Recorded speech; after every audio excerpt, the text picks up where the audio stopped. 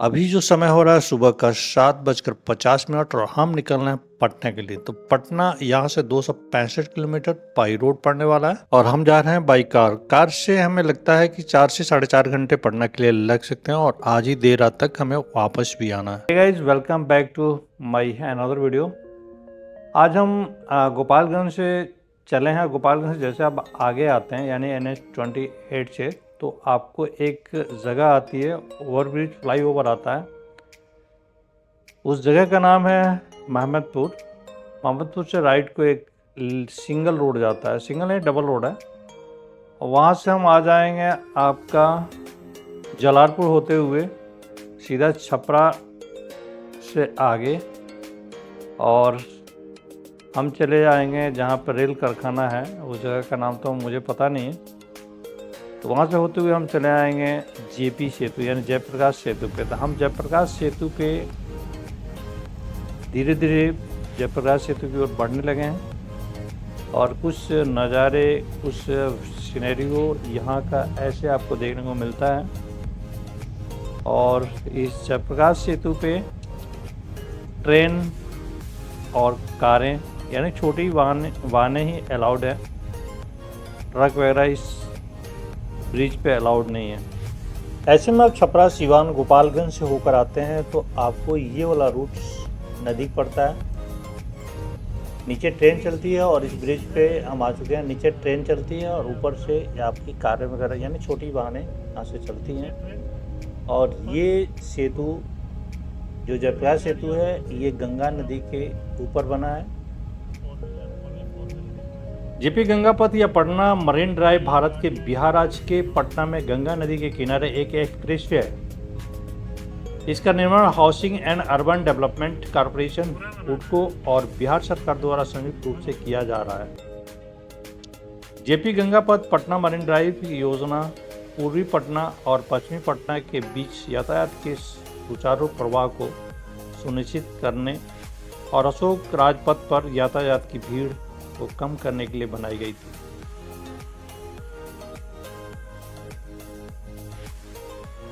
इस ब्रिज की लंबाई 20.5 किलोमीटर,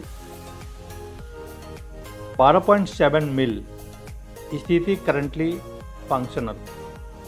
स्थापना 24 जून 2022 को किया गया था। वेस्ट एंड दीघा और ईस्ट एंड आपका दीदारगंज। ऐसे में आप छपरा, सिवान, गोपालगंज या सोनपुर साइड से आ रहे हैं तो दीघा हो करके आप इस पुल पे चढ़ेंगे और दीदारगंज यानी पाटलिपुत्र की तरफ आप लैंड कर जाएंगे। वहीं आप पटना से आ रहे हैं सिवान, गोपालगंज, सोनपुर जाने के लिए तो दीदारगंज में इस पुलिया पे चढ़ेंगे और दीघा आकर के लैंड हो जाएंगे। एक्सप्रेसवे का पहला चरण 24 जून 2022 को जनता के लिए खुला था। पटना मरीन ड्राइव के दूसरे चरण का उद्घाटन 14 अगस्त 2023 को मुख्यमंत्री नीतीश कुमार ने किया था। फिलहाल हम आ चुके हैं पाटलिपुत्र यानी पाटलिपुत्र के सगुना में, जो कि पाटलिपुत्र रेलवे स्टेशन से 2 से 2.5 किलोमीटर के दूरी पे। और यहाँ पे ढेर सारे आपको मॉल, पैरेलॉन वगैरह मिल जाते हैं। फिलहाल यहाँ पे जो आप फ्लाईओवर देख रहे हैं ये अंडर कंस्ट्रक्शन है, अभी यहाँ पे काम चल रहा है, इसलिए थोड़ा सा रास्ते का दिक्कत यहाँ पे आपको हो सकती है।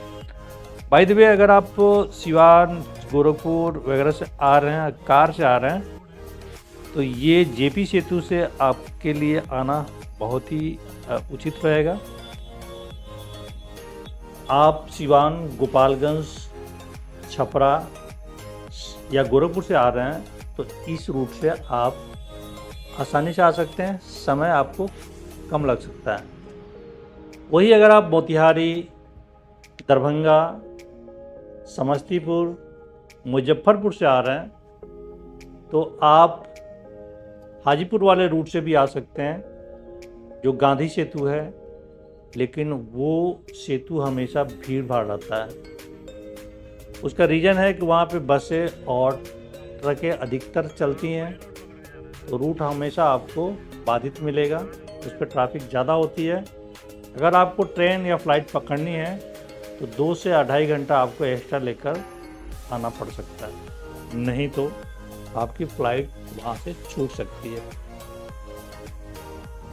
तो हम लोग पटना में जिस काम के लिए आए थे वो काम हमारा हो गया संपन्न, और हम लोग सुबह से कुछ खाए नहीं थे तो हमें लगी है भूख। अब हम तलाश रहे थे एक अच्छे रेस्टोरेंट की जहाँ पे हम भरपेट खाना खा सके। तो हमें दिखा पटना में एक अजीबो गरीब रेस्टोरेंट जो कि बिल्कुल 1980 के दशक का बना हुआ, वही लुक, वही सीनरी, वही दृश्य। तो चलिए अब हम ऑर्डर करते हैं अपने खाने का, और क्या क्या हमने ऑर्डर किया है ये हम आपको जरूर दिखाएंगे। ये आपके चावल है, ये आपका पनीर है, ये चटनी है, ये भी चटनी है, प्याज है, ये मिर्चा गजब है यहाँ का। और यहाँ का मेन डिश है आपका बाटी चोखा। पटना में अगर आते हैं तो आप इस होटल में ज़रूर आइए। बाटी चोखा फैमिली रेस्टोरेंट। बाटी चोखा फैमिली रेस्टोरेंट है। एक बार ये आपका पाटलिपुत्र में सगुना मोड़ पे पड़ता है।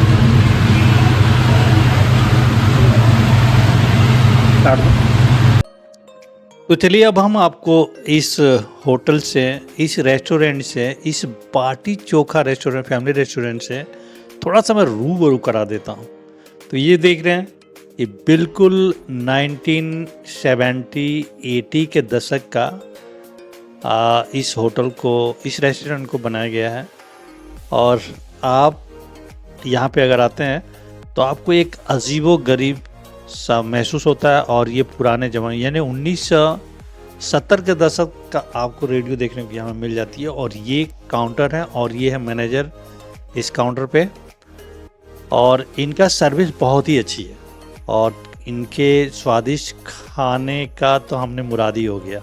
ऐसे आप फैमिली के साथ भी आ सकते हैं क्योंकि यहाँ पे पार्ट वाइज कैबिन बने हुए हैं, तो आप कैबिन में बैठ सकते हैं अपने बच्चों के साथ, अपनी फैमिली के साथ। और चलिए मैं आपको लालू जी की लालटेन दिखा रहा हूँ पटना में।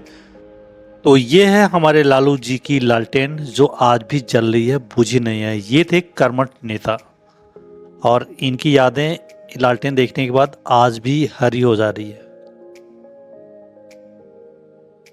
लालू जी का नाम आते ही एक क्रांति जाग जाती है। एक फाइटर थे, एक लीडर नेता थे। लालू जी आज भी हमारे बीच हैं, लेकिन आज वो वृद्ध हो चले हैं।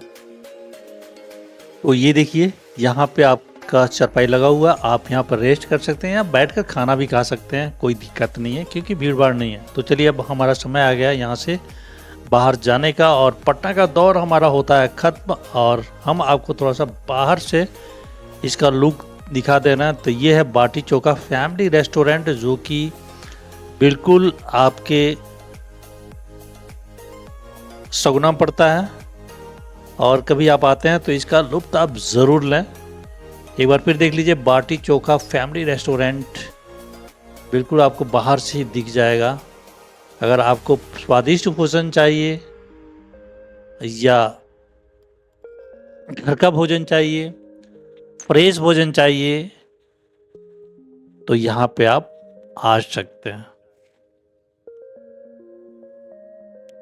भाई ये मेरा कोई प्रमोशनल वीडियो नहीं था, मुझे अच्छा लगा, मैंने आपको दिखा दिया ताकि आपको, या आप पटना में रहते हैं आपको पता ना हो तो इस वीडियो से आपको कुछ हेल्प मिल सकती है। मेरे सामने देखना, ये है मरीन ड्राइव पटना का, और हम हो रहे हैं रिटर्न। और आज शाम तक हम पहुंच जाएंगे अपने सीवान डिस्ट्रिक्ट यानी अपने घर पे। ऐसे पटना में एक फेमस जगह है पटना का गोलघर। बचपन में मैं अपने पापा के साथ कभी गया था, आज उस गोलघर को नहीं देख पाया, लेकिन याद आ गया कि पटना में भी गोलघर है, यहाँ चिड़ियाघर है, जू है। आप उस चीज़ को देख सकते हैं, पटना कभी आते हैं तो मौका मिलता है तो दोस्तों ये वीडियो आपको अच्छी लगी हो तो लाइक सब्सक्राइब ज़रूर कर दीजिएगा, इससे थोड़ी सी हमको मोटिवेशन मिल जाती है। तो फिर मिलते हैं किसी अन्य वीडियो के साथ।